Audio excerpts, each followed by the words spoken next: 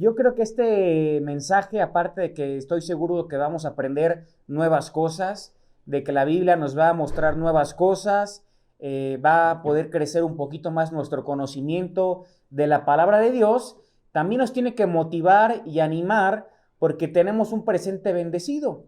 ¿Por qué bendecido? Porque podrán pasar muchísimas cosas alrededor nuestro que no podemos controlar, pero disfrutamos en este presente de demasiadas bendiciones espirituales que tenemos al estar en Cristo.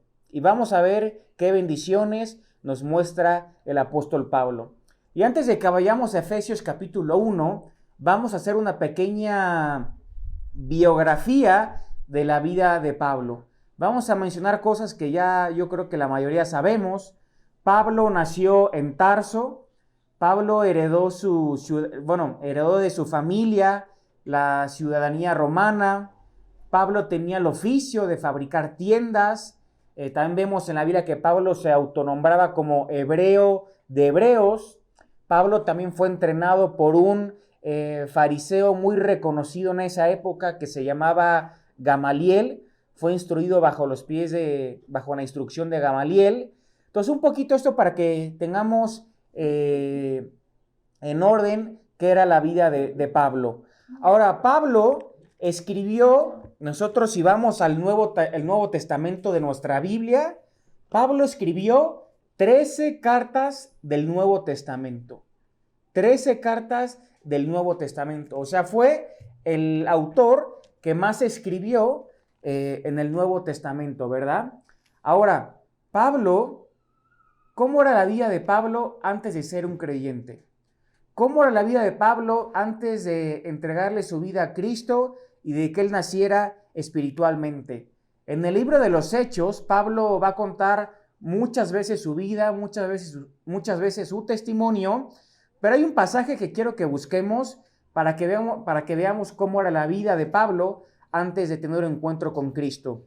Yo los invito a que me acompañen a Hechos, capítulo 26, a partir del versículo 9, y vamos a leer hasta el versículo 11. Hechos 26, 9.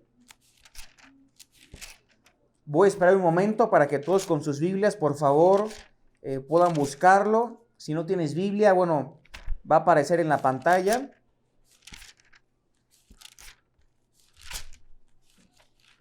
Hechos 26 y leemos versículo 9 al 11. Dice así, dice Pablo, yo ciertamente había creído mi deber hacer muchas cosas contra el nombre de Jesús de Nazaret, lo cual también hice en Jerusalén.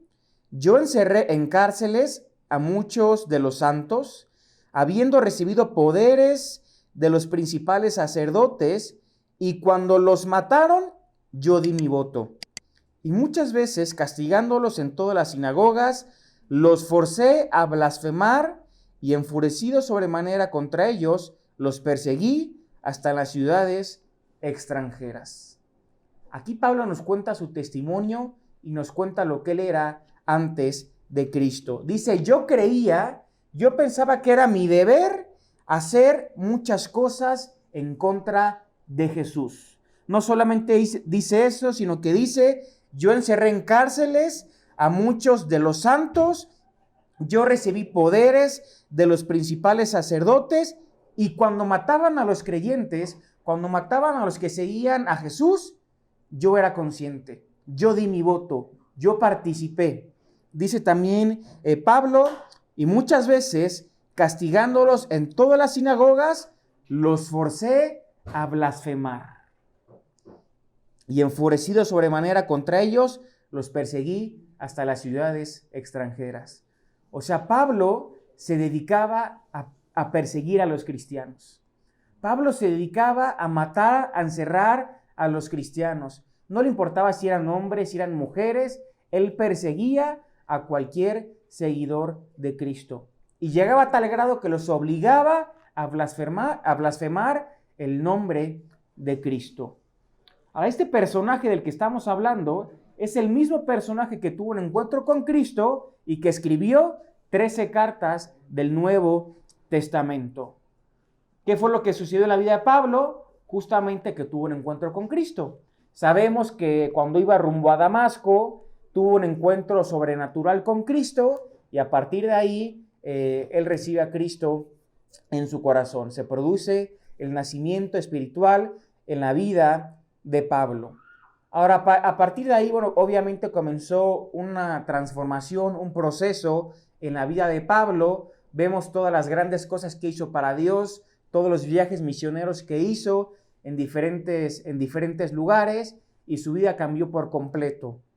Ahora, si pensamos un poquito en la teología de Pablo, vemos que toda la enseñanza del apóstol Pablo era una enseñanza cristocéntrica. Si podemos resumir toda la enseñanza de Pablo en dos palabras, serían estas dos: en Cristo. En Cristo. Toda la enseñanza de Pablo, toda su teología se centraba en estas dos palabras: en Cristo. De hecho, el pensamiento de Pablo, muchos lo han descrito, que se puede describir como histórico, funcional y dinámico. Histórico, porque su enseñanza estaba centrada en los eventos históricos de la encarnación, vida, muerte y resurrección de Jesús. Funcional, porque hacía una diferencia moral respecto a la vida que todo el pueblo estaba viviendo. Y dinámica, su enseñanza era dinámica, porque la enseñanza de Pablo llevaba a un encuentro transformador con Cristo. Siempre Pablo predicó la urgencia de tener un encuentro con Cristo. Entonces, Pablo escribe hermosos versículos de lo que significa nuestra vida cuando tú y yo nacemos espiritualmente. Porque cuando tú y yo recibimos a Cristo en nuestro corazón, dice la Biblia que ahora nuestra vida está en Cristo, que todo lo viejo pasó y que ahora estamos en Cristo. Te voy a leer algunos 2 versículos, no hay necesidad de que los busquen, yo se los voy a leer, pero dice Filipenses 3:13, olvidando lo que queda atrás, dice Pablo en Filipenses 3:13, olvidando lo que queda atrás.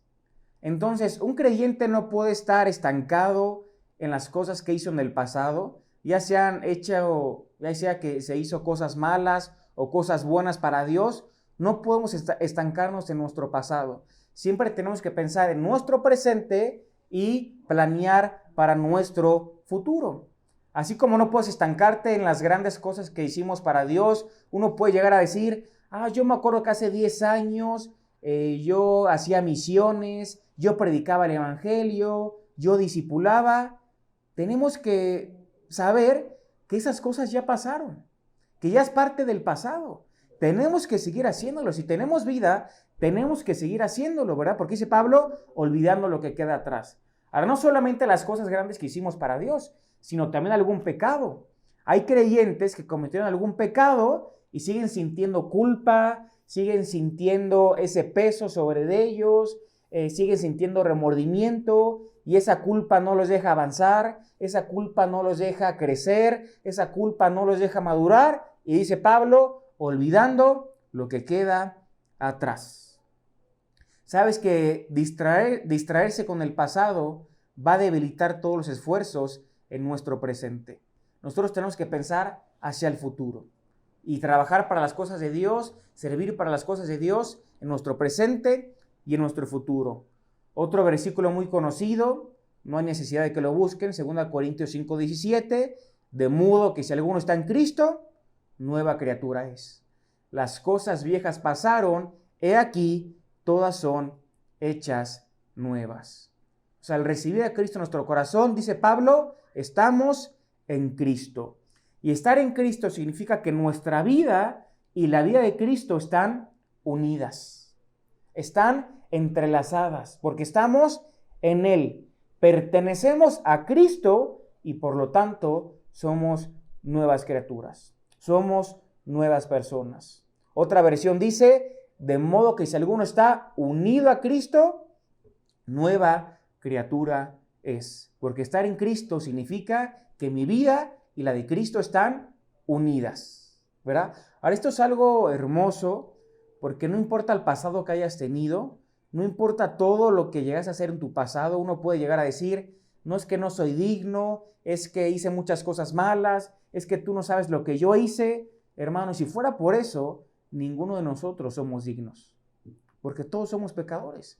Imagínate la vida de Pablo. Obligaba a los creyentes a blasfemar en contra de Cristo, los perseguía, los metía en cárceles, los mataba, los castigaba, y aún así, al estar en Cristo, él podía decir, yo soy una nueva criatura. Entonces no importa el pasado que hayamos tenido, no importa todo lo que llegaste a hacer, si tú recibiste a Cristo en tu corazón, ahora tu vida está unida a la de Cristo. Y tenemos que olvidar el pasado y extendernos a lo que está delante. No hay que vivir del pasado, sino enfocarnos en nuestro presente. Ahora sí los invito a que empecemos a ver las bendiciones espirituales. Y vamos a Efesios capítulo 1, versículo 3.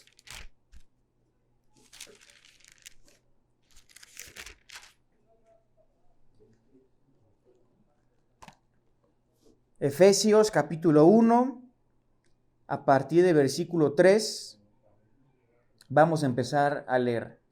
Dice así: bendito sea el Dios y Padre de nuestro Señor Jesucristo, que nos bendijo con toda bendición espiritual en los lugares celestiales en Cristo.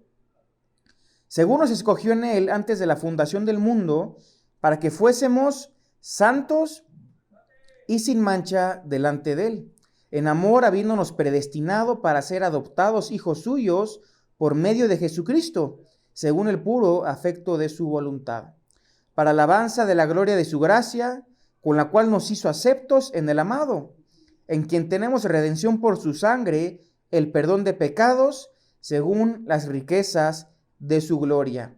Versículo 13 y versículo 14, en él también vosotros, habiendo oído la palabra de verdad, el evangelio de vuestra salvación, y habiendo creído en él, fuisteis sellados con el Espíritu Santo de la promesa, que es las arras de nuestra herencia, hasta la redención de la posesión adquirida, para alabanza de su gloria. Aquí Pablo nos enseña o nos empieza a narrar todas las bendiciones espirituales que tenemos, ¿verdad? Y vamos a tratar de hablar alguna de ellas. Pero si empezamos a explicar el versículo 3, aprendemos algunas cosas. En primer lugar, ¿dónde nos bendijo Dios? Dice la Biblia, en los lugares celestiales. En segundo lugar, ¿cuándo nos bendijo Dios? Antes de la fundación del mundo. Ahora, tercera cosa, ¿en quién nos bendijo Dios? En Cristo. Cuarto lugar, ¿y cómo nos bendijo Dios? La respuesta es que nos eligió, nos redimió y nos selló con el Espíritu Santo de la promesa. Entonces ya solamente en el versículo 3 empezamos a aprender todas estas cosas, ¿verdad? Él nos bendijo en los lugares celestiales, nos bendijo antes de la fundación del mundo, nos bendijo en Cristo y nos bendijo con toda bendición espiritual. ¿Sabes que las bendiciones que Dios nos ofrece son bendiciones que no se pueden comparar con ninguna cosa material?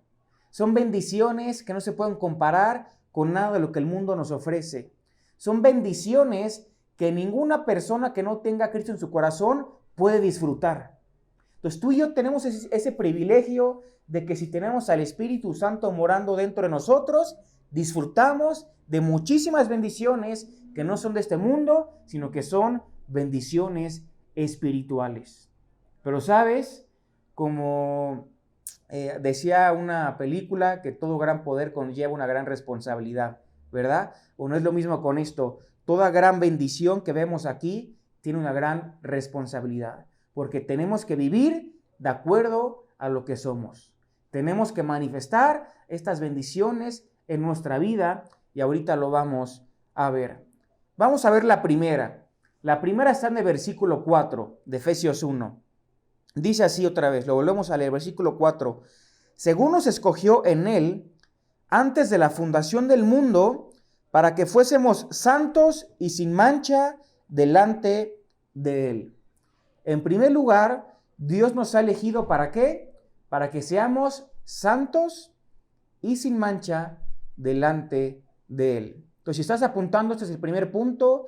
Dios nos ha elegido para que seamos santos y sin mancha, según el versículo 4. Ahora, aquí aparece lo que conocemos como la doctrina de la elección, ¿verdad? Ahora, ¿qué es la elección? La Biblia dice que somos elegidos. ¿Quiénes son los elegidos? Toda persona que ha creído en Jesucristo como Salvador se convierte en un elegido. Se convierte en un escogido porque ha aceptado mediante la fe el mensaje del Evangelio de Jesucristo. Entonces, a partir de ese momento, esa persona se convierte en un elegido, en un escogido. Y dice que Dios nos ha elegido, Dios nos ha escogido ¿para qué? Para que seamos santos y sin mancha delante de Él. Ahora, santos, la palabra en griego es agios, que significa ser apartado y consagrado para Dios. ¿Esto qué significa? Que Dios se ha apartado un pueblo diferente para que viva en santidad, para que viva de una manera diferente, para que viva no de acuerdo a como el mundo vive, no que piense como el mundo piense, no que haga lo que el mundo hace, no viviendo una vida en pecado, una vida de inmoralidad, sino que Dios nos ha apartado, ¿verdad? Nos ha consagrado para vivir para Él.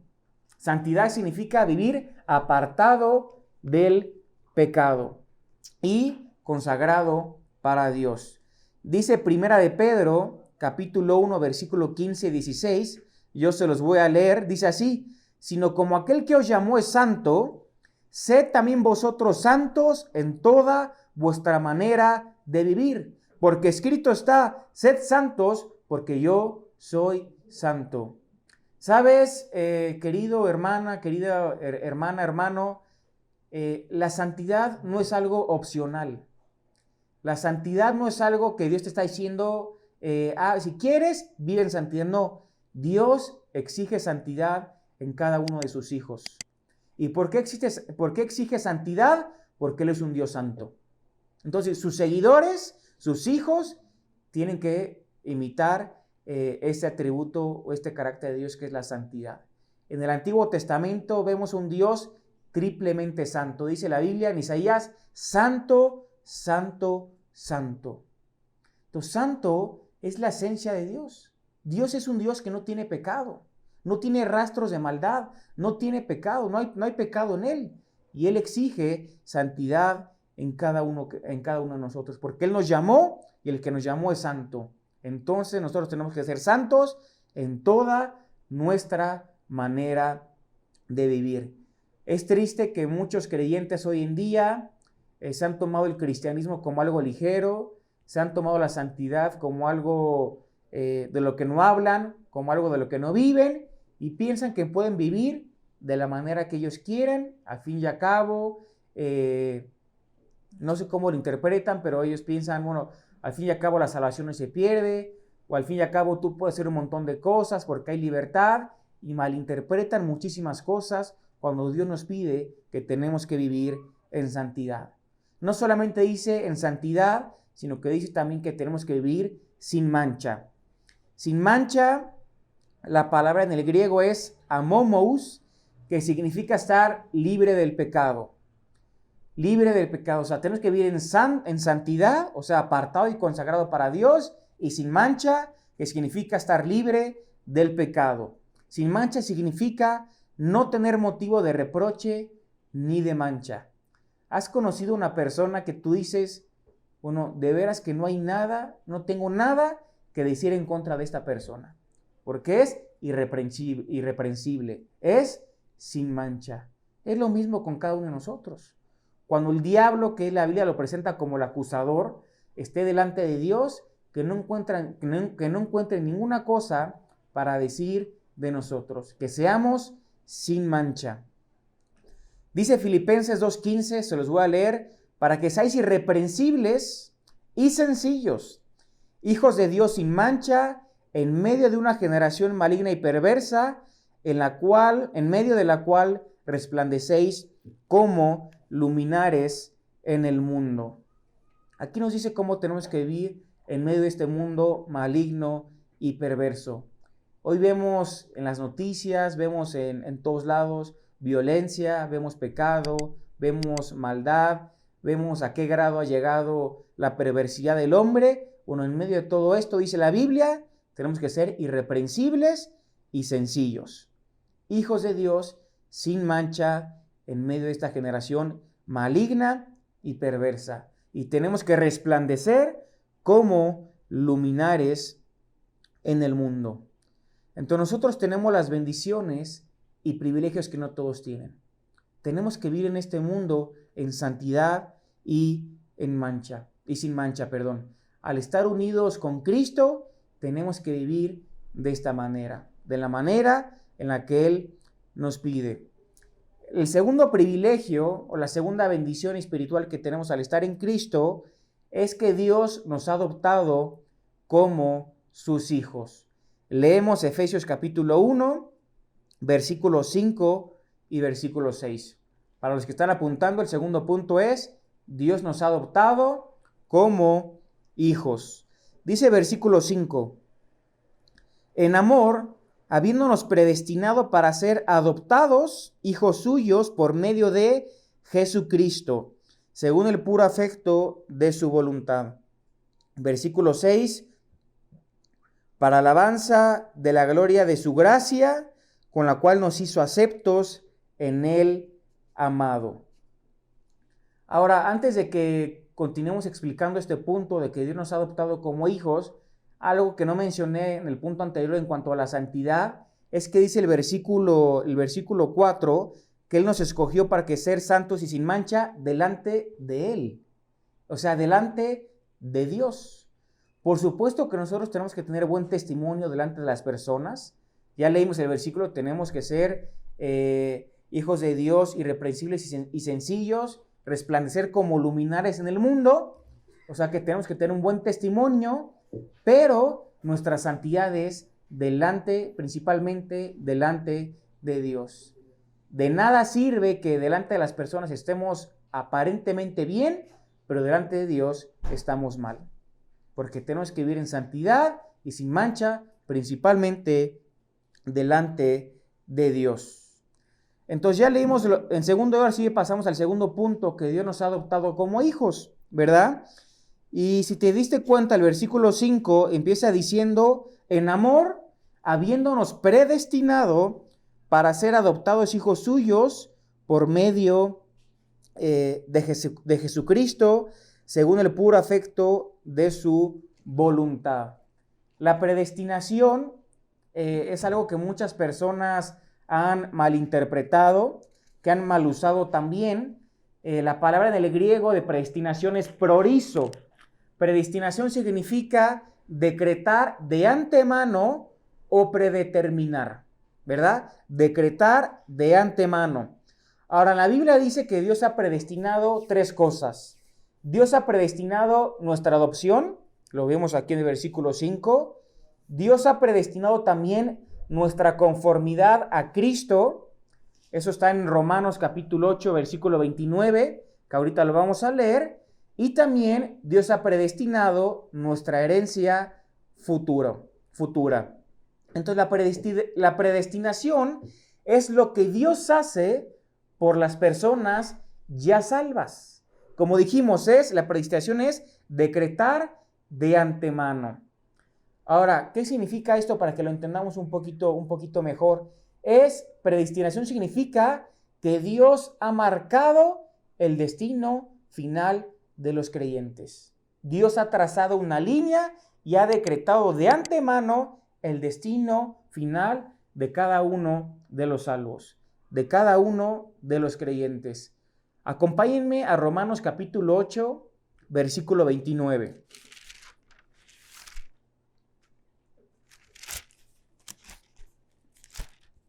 Romanos 8, leemos versículo 29 y versículo 30.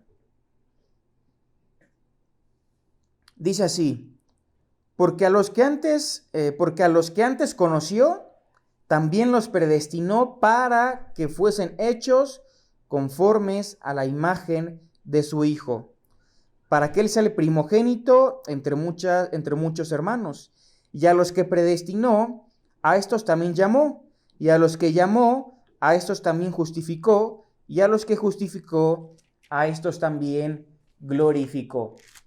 Entonces, vemos que Dios predestinó nuestra adopción, nuestra conformidad a Cristo y nuestra herencia futura. Pero dice este pasaje de Romanos 8:9, porque a los que antes conoció, también los predestinó para que fuesen hechos conformes a la imagen de su Hijo.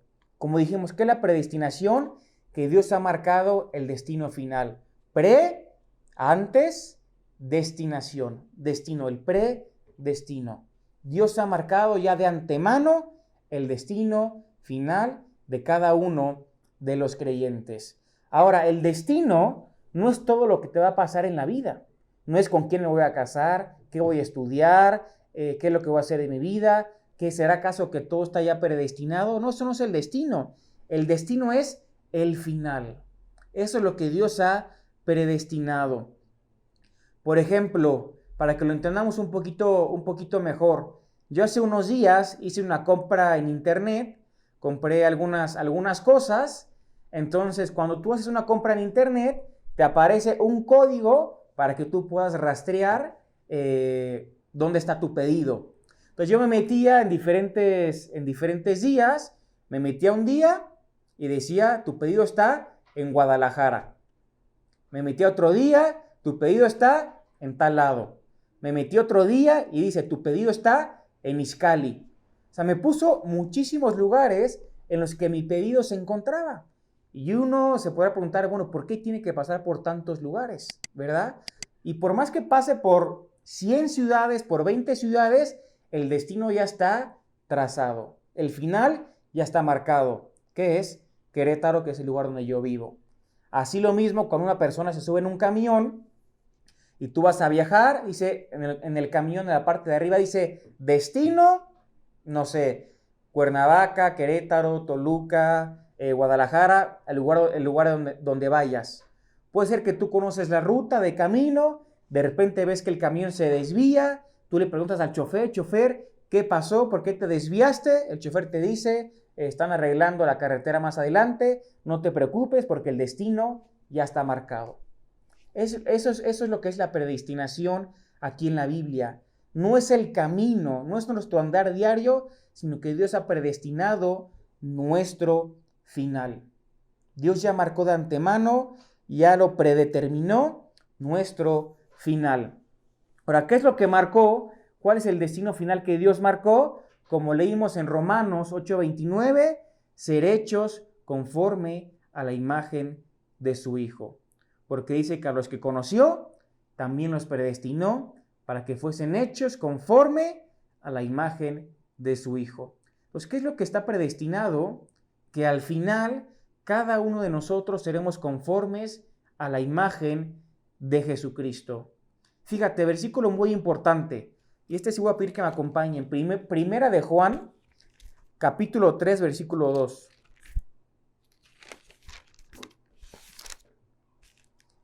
Primera de Juan 3:2.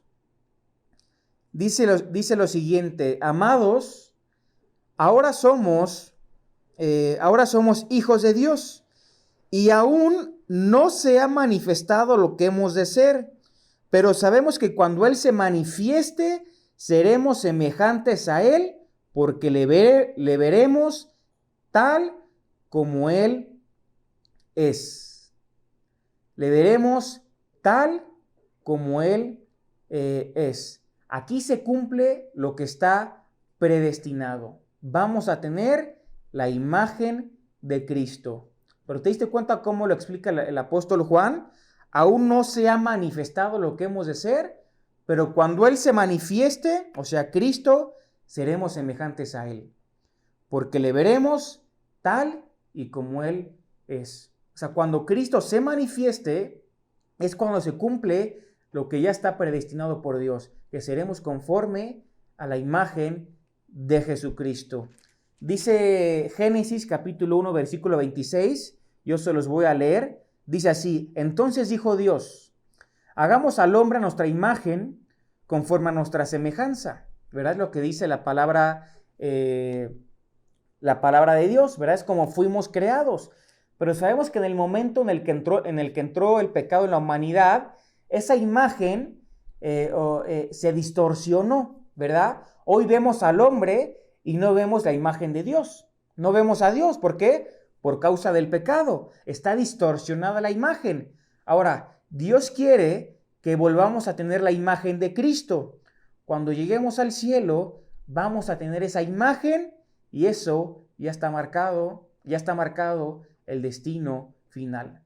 Cuando tú y yo lleguemos al cielo, seremos semejantes a Jesucristo, ¿verdad? Y es el final lo que ya está predestinado. Sabes que Dios quiere trabajar para que esta imagen de Cristo la podamos mostrar ahorita aquí en la tierra, delante de todo el mundo, ¿verdad? Yo no puedo cambiar el destino. Cuando llegue al cielo voy a tener la imagen de Cristo. Ahora, el problema no es en el cielo. Eso ya está predestinado. El problema es aquí en la tierra. ¿Qué imagen estoy mostrando de Cristo aquí? ¿Qué imagen de Cristo están viendo las personas en mí? Dios quiere que nosotros con nuestra vida, con nuestro andar diario, mostremos a Cristo. Pero ¿sabes qué? Que muchas veces nosotros no lo queremos así. Y la gente nos ve a cada uno de nosotros y la gente nos dice, realmente no estás comunicando a Cristo. ¿Por qué me dices que eres cristiano? ¿Por qué me dices que eres un hijo, una hija de Dios si yo no lo veo así? No estás reflejando a Cristo con tu vida. Entonces tenemos que dejar que Cristo obre nuestra vida y tenemos que cambiar o tenemos que tomar la decisión de dejar de ser un estorbo para Dios y dejar que Él cumpla su propósito en nosotros. Porque Él quiere que desde que estemos aquí en la tierra ya cumplamos o ya tengamos, cada día nos esforcemos en ser semejantes a Cristo.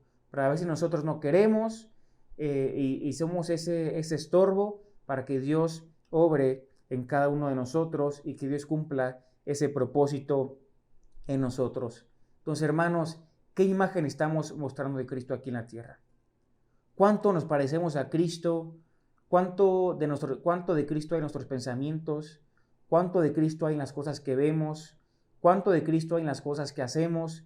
Todo eso lo tenemos que mostrar aquí en la tierra. Ahora, el versículo también dice, habiéndonos predestinado para ser adoptados hijos suyos por medio de Jesucristo, ¿verdad? Dios predestinó también nuestra adopción. Ahora, la adopción sabemos que significa cuando una persona toma como hijo a alguien que no lo es, ¿verdad? Bueno, en la Biblia la adopción significa algo diferente. La palabra del griego es huiotesia, que significa que Dios nos coloca como hijos adultos. Dios no nos coloca como hijos chiquitos, ¿verdad? Alguien cuando adopta a alguien, pues adopta a un bebé, adopta a un niño. Bueno, en la Biblia es diferente, ¿verdad? Dios nos adopta y eso significa que Él nos coloca como hijos adultos. Los romanos en la época de Pablo tenían una ceremonia que se llamaba la liberalia, donde colocaban la toga viril sobre un adolescente y ahí el niño era nombrado como un hijo adulto. Ahí ese hijo dejaba de ser un niño, dejaba de ser un adolescente y a partir de esa ceremonia, la liberalia, cuando le colocaban la toga viril, era nombrado como un hijo adulto. Ahora, Dios no nos adopta en el sentido de que nos toma en la familia, pero seguimos siendo hijos del diablo, ¿verdad? Porque todo el que no es hijo de Dios es hijo del diablo. Dios nos adopta, nacemos como hijos de Dios y Él nos coloca como hijos adultos. Como hijos adultos. ¿Eso qué significa? Que somos herederos. En la adopción tenemos una nueva posición. En la adopción tenemos también una responsabilidad que tenemos que servir. En la adopción participamos de la herencia divina. Sabes que hay muchos lugares hoy en día que el proceso de adopción es algo diferente en lo que era en la época de Pablo. Hay lugares en el que una persona puede anular la adopción. Si el niño que adoptó estaba enfermo o si resultó como no quería o como no esperaba, Hay lugares donde se puede anular la adopción. Bueno, en los tiempos de Pablo, esto era algo que no se podía hacer. De hecho, un hijo adoptivo en esa época tenía muchas veces hasta más privilegio que un hijo de sangre, que un hijo de carne.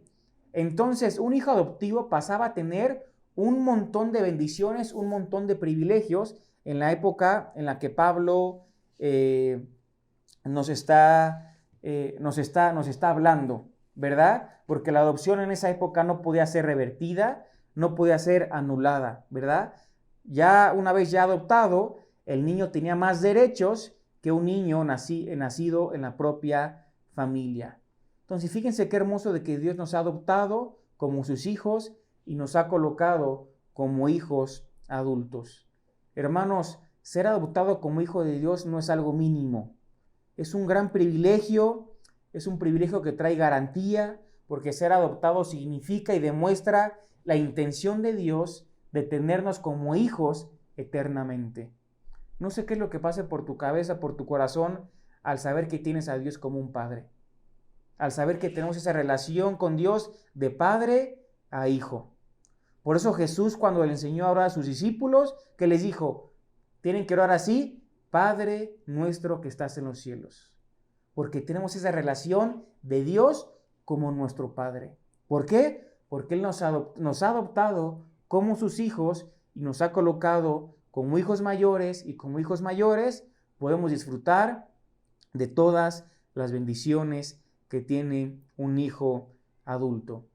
Entonces, hermanos, la adopción es algo hermoso y que nunca se nos olvide esta hermosa bendición, este hermoso privilegio de que Dios nos ha colocado como sus hijos. Vamos a pasar al tercer punto para que no se nos vaya el tiempo. Dice Efesios 1:7, el pasaje que estamos estudiando. Entonces, el tercer punto es que Dios nos ha redimido. Dios nos ha redimido. Dice versículo 7, en quien tenemos redención por su sangre, el perdón de pecados, según las riquezas de su gracia. Aquí aparece esa palabra, ¿verdad? Redimir. También otro sinónimo es rescate, es redimir, es también, se me fue la palabra, bueno, ahorita la vamos a ver en un versículo, ¿verdad? Pero Dios nos ha redimido, nos ha rescatado, ¿no? Ahora, esa es la tercera bendición, que Dios nos ha redimido. Ahora, cuando hablamos de la redención o del rescate, tenemos que entender que en el griego hay distintas palabras. Si tú hoy en día vas a Grecia y preguntas ¿dónde está el agora?, te van a decir dónde está el mercado, porque en Grecia el agora es el mercado. Entonces, cuando uno va a Grecia y pregunta ¿dónde está el agora?, le llevan a un mercado. Cuando la palabra en griego para redención, o una de las palabras es agorazo, que significa comprar en el mercado. Comprar en el mercado. Aquí la palabra importante es comprar, ¿verdad? Y bueno, esto es algo lógico. Alguien va al mercado y en el mercado nada es gratis, ¿verdad? En el mercado no te regala nada. Uno tiene que pagar. Uno tiene que comprar, ¿verdad? Entonces, agorazo significa comprar en el mercado, ¿verdad? Hay que pagar, hay que comprar. Entonces, pero la palabra agorazo da la idea de comprar en el mercado, más no de sacar del mercado. Ahora, a esta palabra agorazo se le agrega una preposición que es exagorazo. Y exagorazo significa comprar y sacar del mercado. A nosotros nos parece algo obvio, ¿verdad? Alguien no va a comprar algo en el mercado para no sacarlo, para dejarlo de ahí. Pero es lo que esta palabra nos enseña, ¿verdad? Es comprar y sacar del mercado. Es lo que enfatiza esta palabra, sacar fuera del mercado. Entonces es muy diferente que entendamos la diferencia entre estas dos palabras, ¿verdad? Porque ahorita vamos a ver por qué. Porque Jesús compró a todos en el mercado, ¿verdad? Todos nosotros estamos en el mercado de esclavos por causa de nuestro pecado, pero ¿qué dice la Biblia? Que Dios nos compró a todos. Dios compró por medio de Cristo absolutamente a toda la humanidad. ¿El pago quién fue? Fue Cristo, fue con su propia vida. Y Dios nos compró a todos.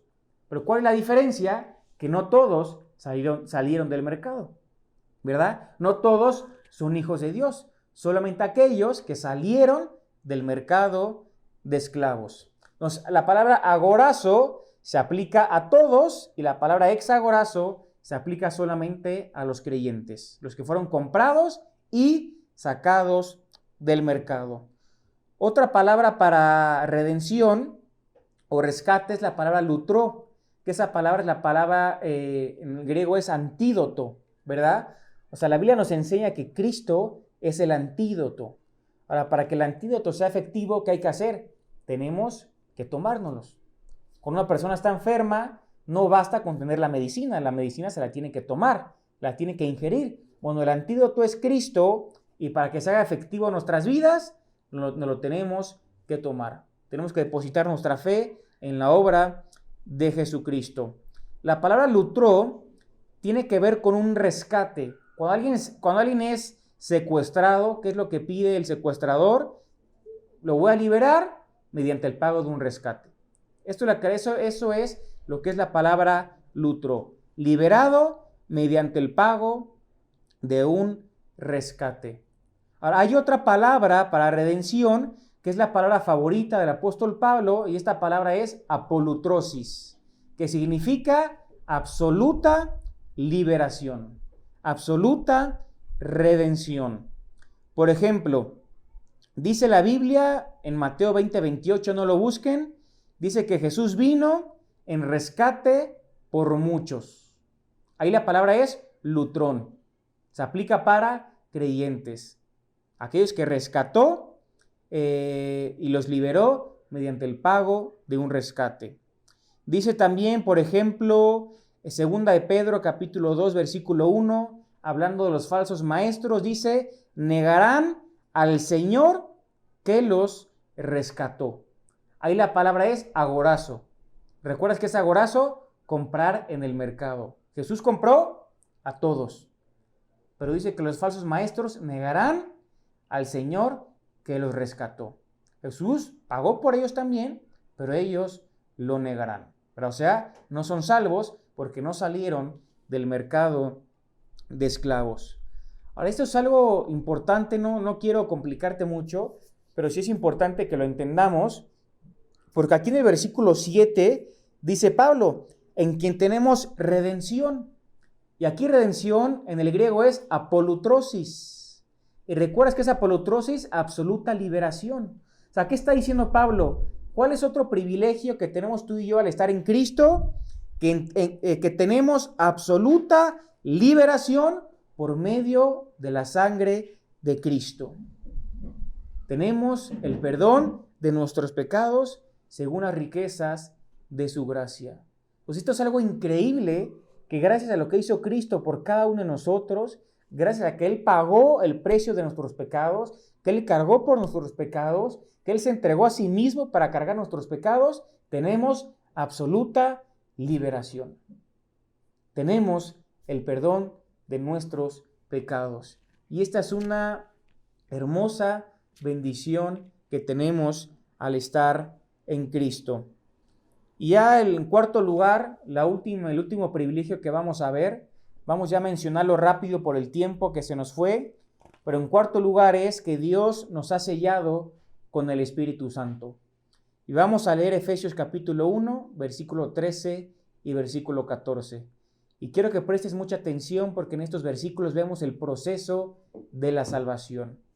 Dice versículo 13, en él también vosotros, habiendo oído la palabra de verdad, el evangelio de vuestra salvación, y habiendo creído en él, fuisteis sellados con el Espíritu Santo de la promesa, que es las arras de nuestra herencia, hasta la redención de la posesión adquirida, para alabanza de su gloria, ¿verdad? Para alabanza de su gloria. Entonces, Dios nos ha sellado con el Espíritu Santo. Significa que le pertenecemos a Dios y que somos posesión de Dios.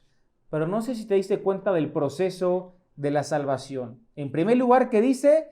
Una persona tiene que escuchar el Evangelio. Dice versículo 13, habiendo oído la palabra de verdad, el Evangelio de vuestra salvación.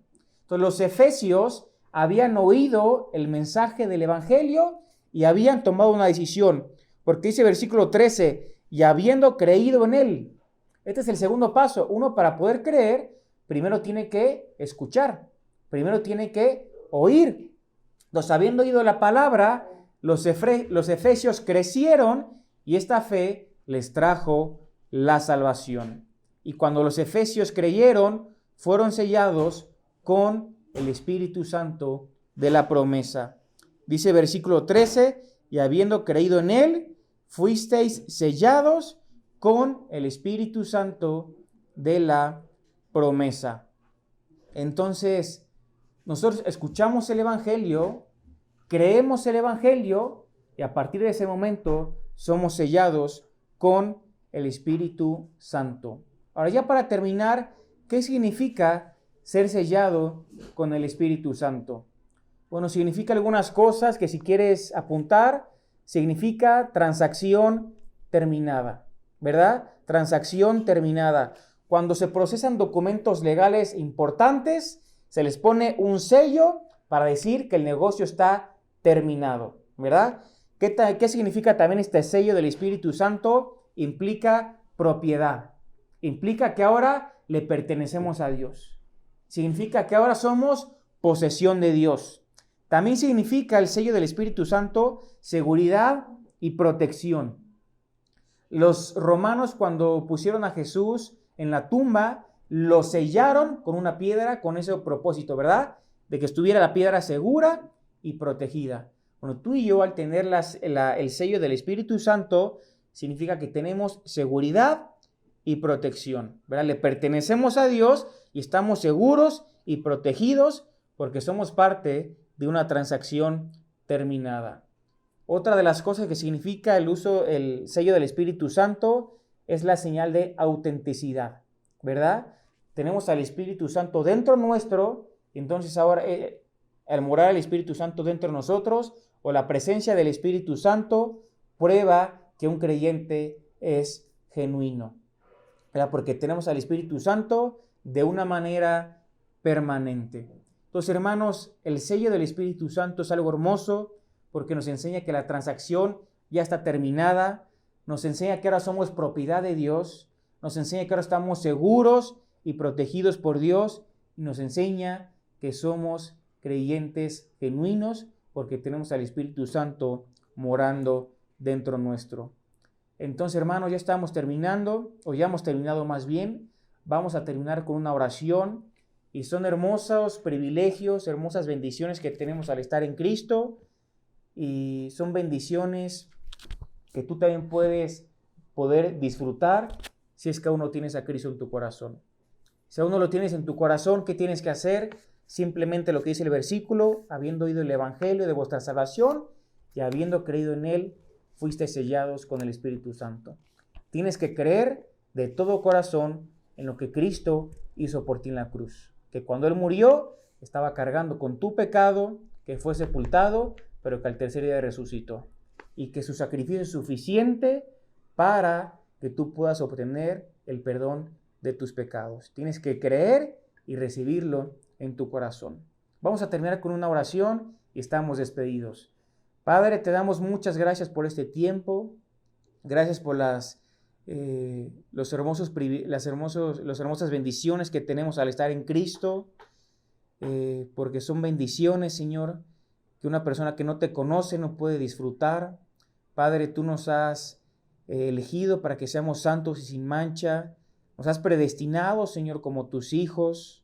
Nos has adoptado, Señor, como hijos tuyos y nos has sellado con el Espíritu Santo, Señor.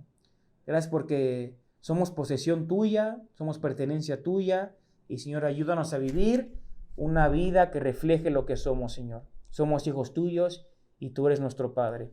Te pedimos que este mensaje, esta enseñanza pueda ser aplicada en cada una de nuestras vidas. En el nombre de Jesús. Amén.